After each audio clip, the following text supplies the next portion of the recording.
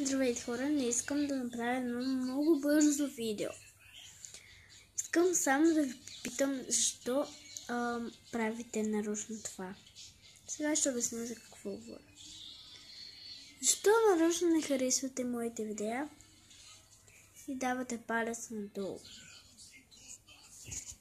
Аз нищо не съм ви направила и ви разбирам, че и вие имате лично мнение, но пазете го само за себе си. Защото аз имам вайбъра на човек, който е създал YouTube. Така че мога да му кажа да махне палец надолу. И да. Така че внимавайте.